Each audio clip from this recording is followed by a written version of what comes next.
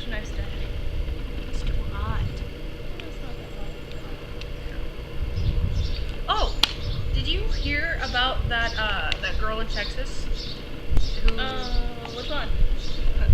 the one where she was at prom and she was taking I think she was drinking punch or something. She ended up passing out. It turns out somebody drugged her. Really? Yeah. What happened to her? Did she like go into a coma or something? I have no idea, but you do know that's how sex trafficking starts out, right? Sex trafficking? Like human trafficking? Yeah. Okay, what is that? Sex trafficking is basically somebody kidnaps you or drugs you and takes you and sells you in as for prostitution. That's also like white slavery, right? Pretty much. Did you know that started over in Asia and Europe? No. It started roughly documented about 1760 BC. That's when they started taking women, children, girls, even men, and getting them addicted to opium. Wow. What is opium? Opium is actually, it's from kind of the poppy plant. What they do is they scratch the bulb of it, and they start diluting it, going through an entire process to make, it's essentially crack. But Wow. So essentially, they got them hooked on crack. yeah, So, and then because they were addicted, in order for them to get more, they'd have to have sex.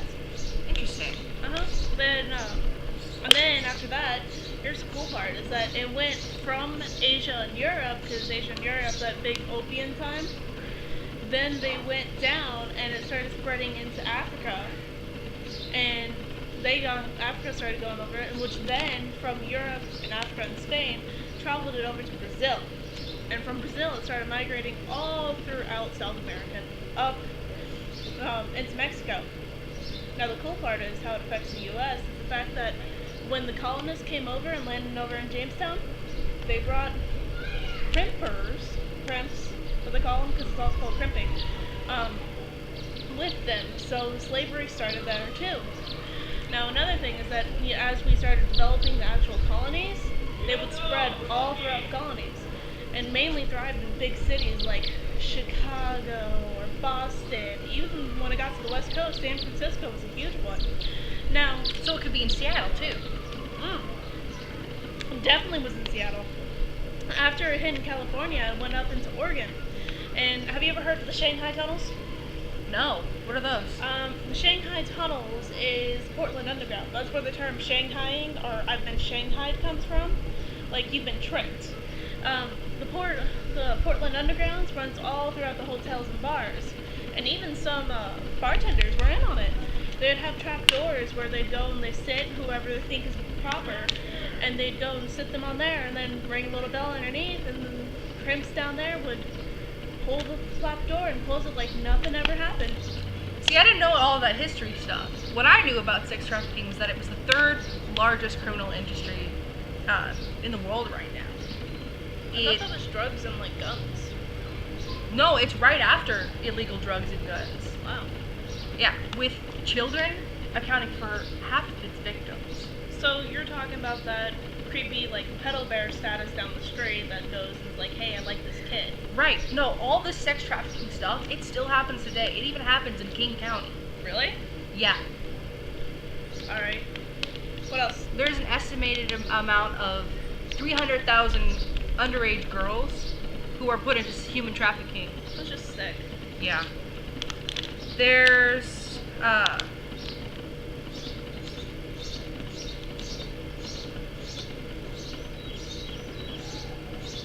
they did a study in 2008 and found that 300 or 500 underage girls were being taken every year. They're estimating it's up in the thousands now. So it's not shrinking, it's getting worse. Oh no, this isn't just history stuff. This is the now. Jesus. Like, because I remember back in England, it's like in 1806 or something. England, the king passed a bill to fight sex trafficking, fight white slavery. And did you know that it really affected the Irish too? Because the Irish, you thought about indefinite slavery is what it used to be called before they actually were just started taking people. Right. I mean, it's just wrong.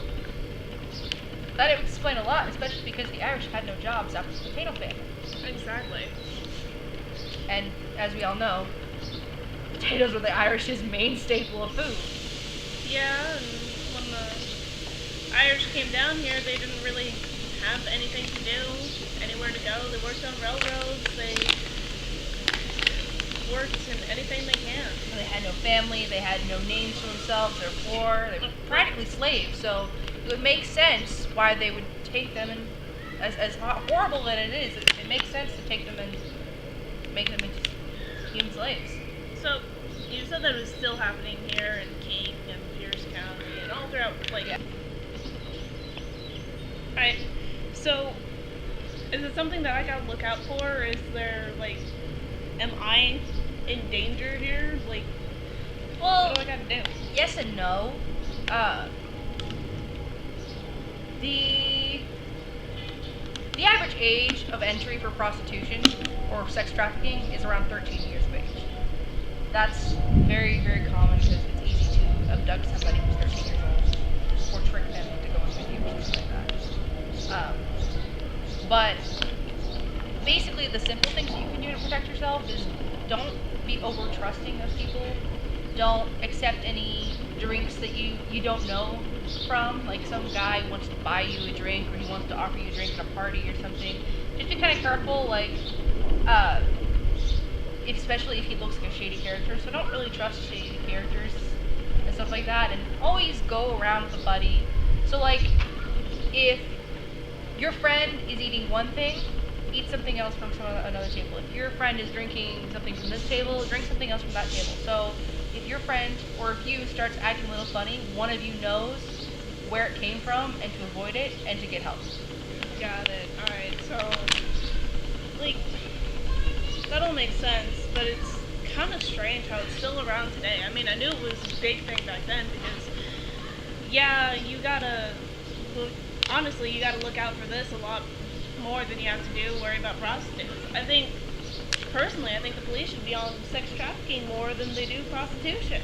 They are. A lot of the times they arrest and catch people, but it's a lot harder to do it too because there's this girl a while back. I think it was here in Washington. She met this guy in high school. Somebody she met in class through a friend. She was hanging out with him. She was having fun, and she started to like him. He started to like her. She thought she was in love with him. But then, you know, after they were dating for a while, he started asking, saying, "Hey, I need money. Can you strip for me?" Well, she started stripping for him to get him money, but then he needed more money, so he's like, well, just have sex with this guy for money. And she ended up being tricked into being a sex slave, basically, because he wouldn't allow her to leave after that. So basically, be kind of wary about who you trust, and if you're dating a guy and he's asks you to do racy or harmful things to you while you're dating, that's a huge red flag and you need to get away from them. Yeah, I mean, I guess one of the things that's like hard to understand is that people would think that all these, you know, prostitutes now, essentially what they are, that they would have the opportunity to get up and leave. Are they still doing like the whole opium trick thing? I think they are still using drugs and stuff like that. Because, you know, even if they don't have opium, think about it. What about heroin? It's heroin is very easily injected into the body, and the body gets addicted to that after a while, and people start wanting more of it. This is like that movie, like Taken, where the daughter is up on that little pedestal and she's all drugged from sedatives and yeah, her and her friend went to, I think it was France, to go have a fun time, and they met a guy there, and the guy's like, "Hey, do you want to go to this party with me?" And they're like, "Yeah, our apartment is over there, or our hotel is over there. Come pick us up at 7 or something." And that guy took that information, found them, and took both of them into slavery. That's really interesting. Yeah. Wasn't there like this article that we had to read? Oh, Freaking like. I think I have. I think I can find it here. Yeah, could you? I mean, because honestly, it was like. Yeah, the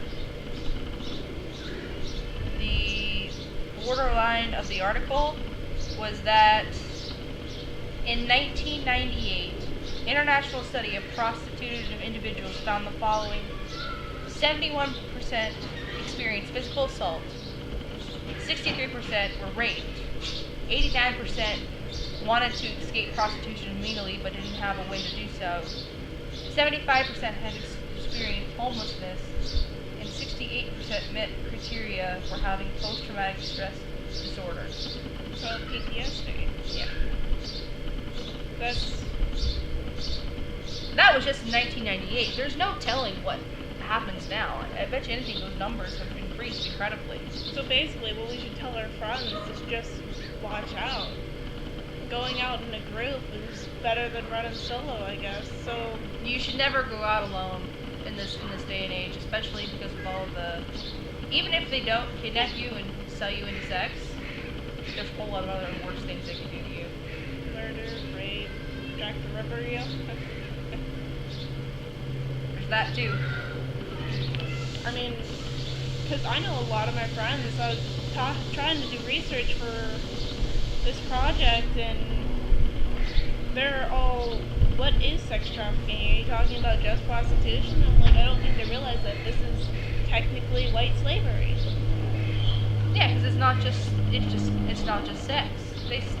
When they kidnap you or trick you, they can sell you off as a slave or as a paid maid when you're not really getting paid, or you are, but those money is given to your pimps to clean, to do whatever. I mean, basically you're at their disposal because you have no freedom anymore.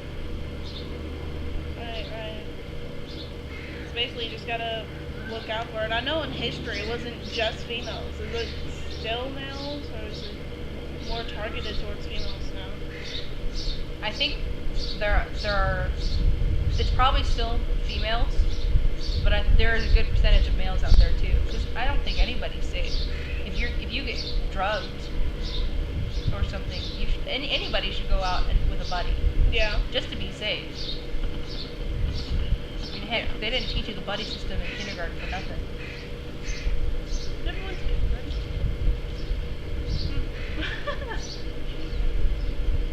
Because I guarantee you, like, if I go out and I just start interviewing people, what their thoughts are, what they think it is, I don't think that they're gonna really know anything. No, I don't think a lot of people know all too much.